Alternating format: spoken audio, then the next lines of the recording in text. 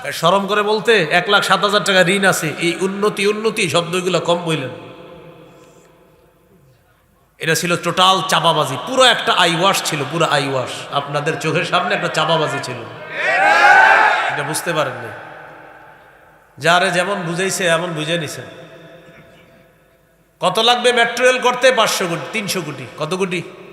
Metro rail ঠিক করতে কত কোটির ঘোষণা এসেছিল? মেট্রো রেল ঠিক করতে না 300 কোটি লাগার কথা। আর লাগবে হবে কত বছর? 1 বছর লেগে যেতে পারে, 2 বছর। 18 দিনে ঠিক হয়ে গেছে। কয় দিনে? 18 দিনে। 50 কোটিও লাগে নাই, তাহলে এই 30 কোটিতে খালাস হয়ে গেছে। তো 270 কোটি আমেরিকা যেত নিঃসন্দেহে। এইভাবে বুঝা শুনে ঠিক বললেন। যারা যে দেই পার্টি করেন, এটা যে আসলে জালিয়াতি হয়েছে এটা স্বীকার করে নেবে। আমাদের দেশে এমন একটা পরিস্থিতিতে চলে গিয়েছিল, কিছুদিন পরে কোন নেতাকে সেজদা দেওয়া লাগতো। অলরেডি কিছু কিছু স্কুল কলেজে দেখবেন বিভিন্ন নেতার সামনে এইভাবে মাথা নত করতে হতো। তো এমন একটা পর্যায়ে চলে গেছিল, গোবর এমন পর্যায়ে আমাদের মাথায় ঢুকিয়ে দেওয়া হয়েছিল যে কিছু মানুষ রাজি হয়ে গেছে সেজদা দেওয়ার জন্য। এরকম মানুষও তৈরি হয়ে গেছিল। এদের মস্তিষ্কে সমস্যা আছে।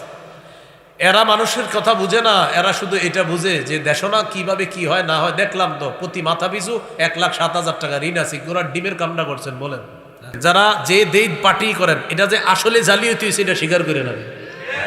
হ্যাঁ, এই জালিয়াতি যারা করতো এবং যারা অনুসারী ওদেরকে বলবেন, আগে বলেন এটা জালিয়াতি কিনা, বুঝাবেন, এর মুখ দিয়ে আনাবেন যে এটা জালিয়াতি, বলো তুমি এটা জালিয়াতি। কিন্তু এটা কোনো একদল মানুষকে আপনি বুঝাইতে পারবেন না এটা যে জালিয়াতি। নেতারে সেজদা করে, অমুক এলাকার মানুষ কারে সেজদা করে? নেতাকে। নবীজি বলেন তো তুমি কি বলতে চাও? হুজুর আমিও আসছি দল বল নিয়ে আপনারে সেজদা করবি।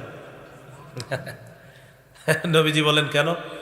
আপনি হলেন পৃথিবীর শ্রেষ্ঠ নেতা, সেজদার যোগ্য তো আপনি। যদি কোনো নেতা সেজদার যোগ্য হয় সেটা আপনি, কথা সত্য, মানে যুক্তি ঠিক আছে। নবীজি বললেন আহা, শোনো শোনো, ফতুয়া বুঝে নাও।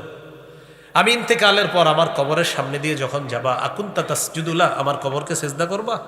সাবধান, আমি দুনিয়াতে আসি, আমাকে সেজদা করবা না। আমাকে সেজদা করা হারাম, আমাকে সেজদা করা শিরিক। আমার কবরকেও সেজদা করা হারাম, আমার কবরকে সেজদা করা শিরিক। অতএব দুনিয়ার কোনো আল্লাহর অলিকে সেজদা করা হারাম, আল্লাহর অলির কবরকে সেজদা করা কোটিবার হারাম, শিরিক। তো আল্লাহর অলির কবরকে কেন্দ্র করে সেজদার ইতিহাস বাংলাদেশে কি আসেনি?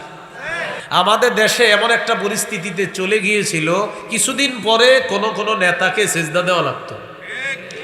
অলরেডি কিছু কিছু স্কুল কলেজে দেখবেন বিভিন্ন নেতার সামনে এইভাবে মাথা নত করতে হতো। তো এমন একটা পর্যায়ে চলে গেছিল, গোবর এমন পর্যায়ে আমাদের মাথায় ঢুকিয়ে দেওয়া হয়েছিল যে কিছু মানুষ রাজি হয়ে গেছে সেজদা দেওয়ার জন্য। এরকম মানুষও তৈরি হয়ে গেছিল। এদের মস্তিষ্কে সমস্যা আছে। এরা মানুষের কথা বুঝে না, এরা শুধু এটা বুঝে যে দেশনা কিভাবে কি হয় না হয়। দেখলাম তো প্রতি মাথা পিছু 1,07,000 টাকা ঋণ আছে। গোড়ার ডিমের কামনা করছেন বলেন। এই জন্য 5 আগস্টের পরে 2-3 দিনে সাফা সাফা হয়ে গেলে আর কিচ্ছু হইতো না, কিন্তু পরে আবার ঝামেলা হয়েছে। ওই 2-3 দিন যে যা পারছে করে ফেলছে। কি যে ভুলটা হয়েছে ওই 2-3 দিন না কইরা, যা পারতো ইচ্ছা মতো শেষ করে ফেলতো, সব খালাস হয়ে যেত। কিন্তু পরে ঝামেলাটা হয়ে গেছে।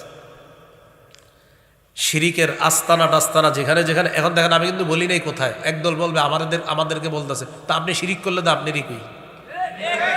আমার বয়ানে আমি কিন্তু কখনো বলবো না অমুকে, কিন্তু অনেকে চা দোকানে বলবে এটা মনে হয় আমাদেরকে কয়। তো আপনি শিরিক করলে কারে কমু? হুজুরের কমু? তো আপনারই তো কমু। আবার বেদাতের ওয়াজ করলে বেদাতিরা চা দোকানে চা খায় এরকম করে, হ্যাঁ এটা আমাদেরকে কয়। তো আপনি বেদাতগিরি করলে কারে কমু? তো আপনারই তো কমু। আল্লাহ আমাদেরকে বুঝার তৌফিক দান করেন।